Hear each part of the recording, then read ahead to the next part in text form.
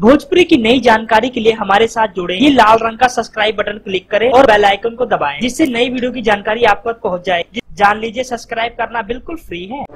Superstar Khesari Lal Yadav की कमी बहुत ज्यादा खली अवार्ड फंक्शन में। जी हाँ दोस्तों, सुपरस्टार खेसारी लाल यादव की कमी लोगों के बीच बहुत बड़ी मात्रा में खली। हम आपको बता देना चाहते हैं, सुपरस्टार खेसारी लाल यादव अपनी फिल्म और कई कारण वो नहीं जा पाए लंदन के बीफा अवार्ड में। लेकिन दोस्तों आपको बता देना चाहते हैं, लोगों ने बहुत खेसारी लाल यादव को आवाजें मारी कि खेसारी लाल यादव का परफॉर्म भी हमें देखने को मिलेगा।